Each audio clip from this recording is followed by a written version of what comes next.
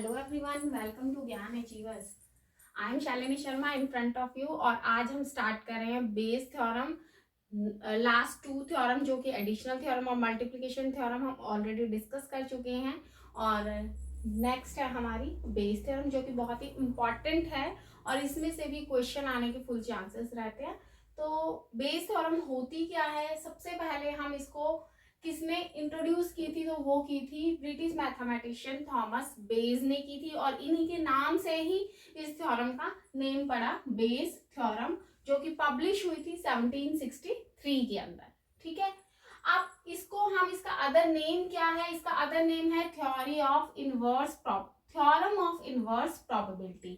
Inverse probability क्यों बोला जाता है ये भी मैं आपको इस एग्जांपल के थ्रू समझाऊंगी और साथ के साथ अब एक बेसिक डेफिनेशन है, लेकिन मैं आपको उससे पहले एक अप्रोचेस वाला पॉइंट किया था हमने, जिसके अंदर हमने रिलेटिव फ्रीक्वेंसी थ्योरी बोली थी, उसी का ही अदर नेम था आपका प्रायो पोस्टीरियर।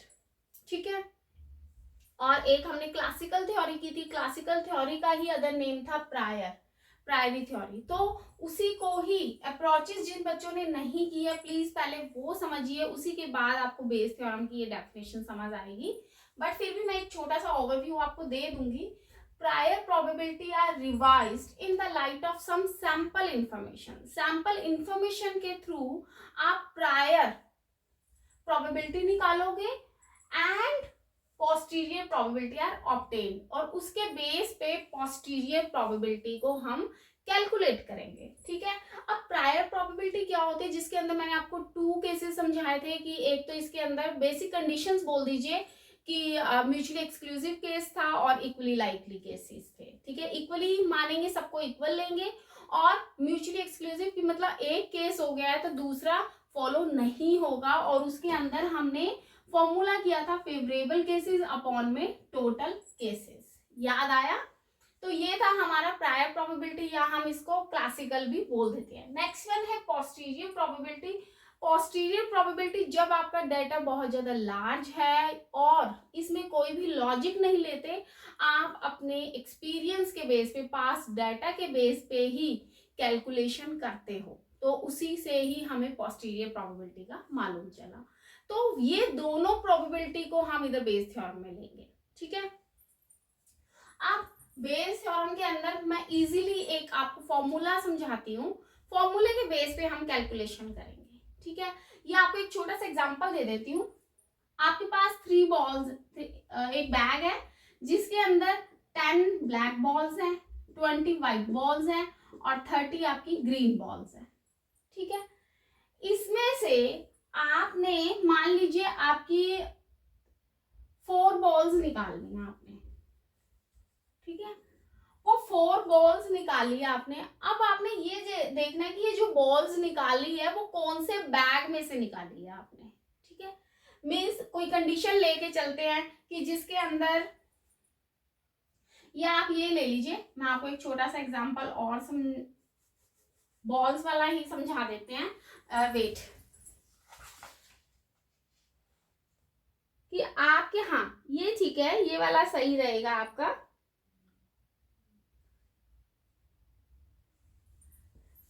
आपके सीधे देखिए कि एक बैग 10 का है, एक बैग आपका 20 का है, सेकंड बैग ये ले लीजिए और थर्ड बैग जो है वो 30 बॉल्स का है।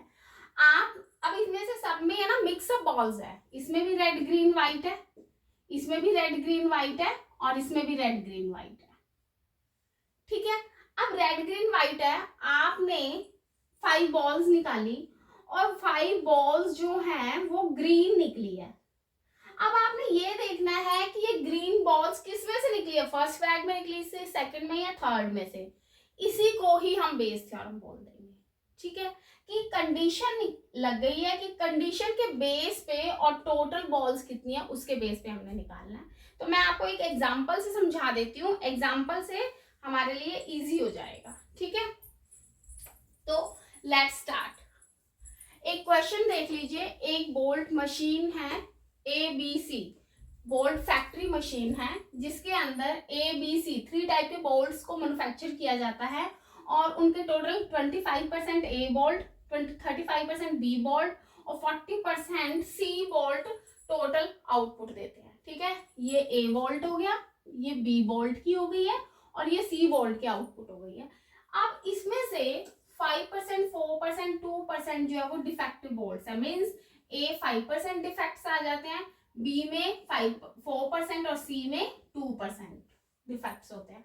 आई होप आपको स्टेटमेंट समझ आ रही है। अब क्या करना है, ए bolt is drawn at random, randomly निकाल रहे हैं, कोई ऐसा नहीं है कि स्पेसिफिक बैग में से निकालना है।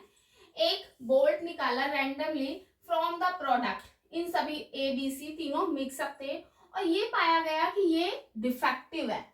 अब प्रोबेबिलिटी निकालनी है कि ये जो है वो मशीन सी से मैन्युफैक्चर हुआ है। आई बात समझ? ए बी सी 3 टाइप की मशीन्स हैं। ए से 25% आउटपुट प्रोड्यूस होता है, बी से 35% वोल्ट प्रोड्यूस होते हैं और सी से 40% वोल्ट प्रोड्यूस होते हैं। अब ए मशीन जो है वो 5% वोल्ट को डिफेक्टिव करती है, बी 4% को और सी 2% वोल्ट को डिफेक्टिव करती है। अब उसमें से एक बोल्ट निकाला गया और वो बोल्ट डिफेक्टिव था, बाद में पता चला कि ये बोल्ट जो है वो सी मशीन में से डिफेक्ट निकला। अब इस क्वेश्चन को हम कैसे करें?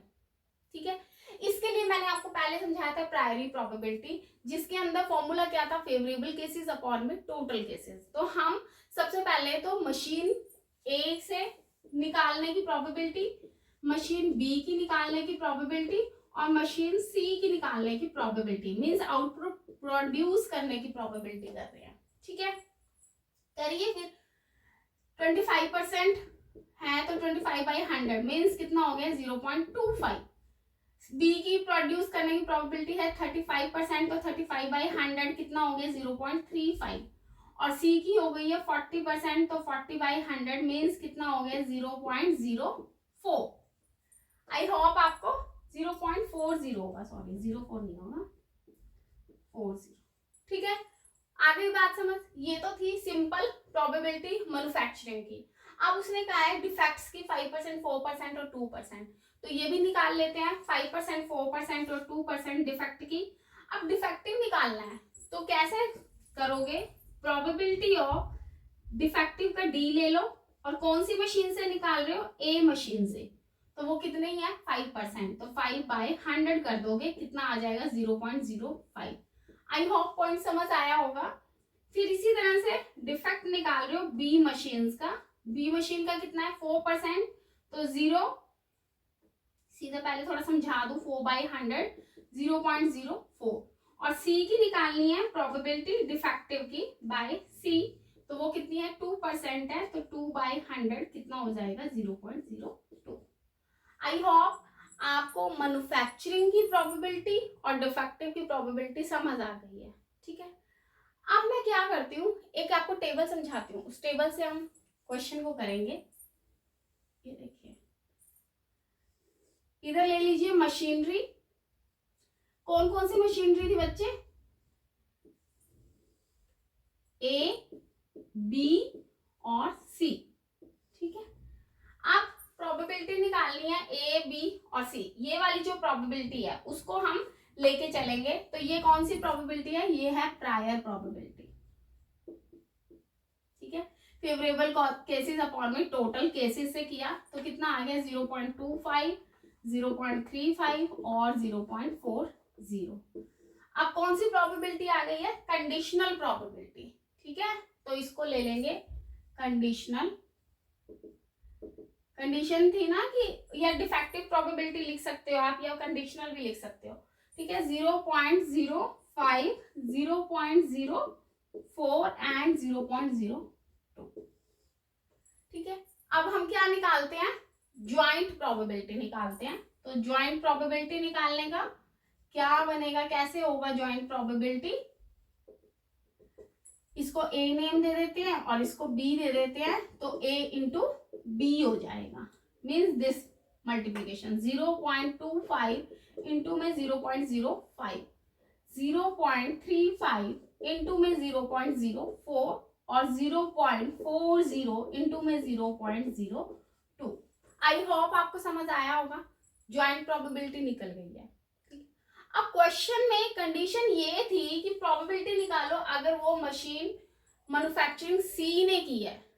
तो फॉर्मूला क्या बनता है बच्चे, फेवरेबल केसेस अपॉन में टोटल केसेस। किसकी प्रोबेबिलिटी निकालनी है, हमने मशीन सी की प्रोबेबिलिटी निकालनी है।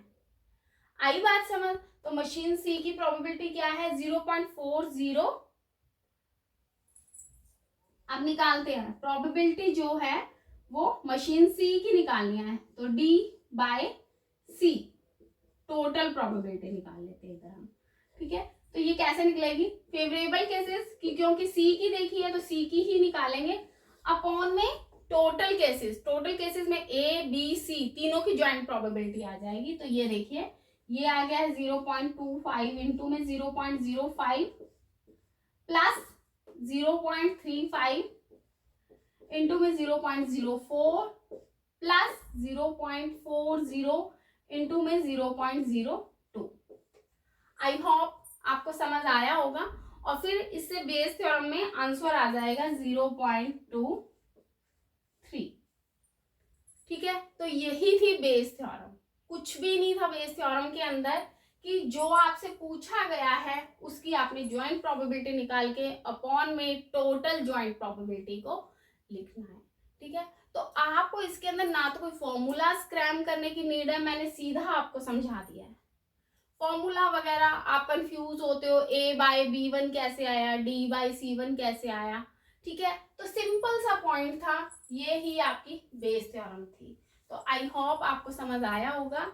अगर आपको क्वेश्चन समझ आया, बेस थ्योरम क्लियर हो गई है, तो प्लीज अपने फ्रेंड्स के साथ इस वीडियो को ज्यादा से ज्यादा शेयर कीजिए, चैनल को सब्सक्राइब कीजिए और लाइक करना बिल्कुल भी ना भूलिए।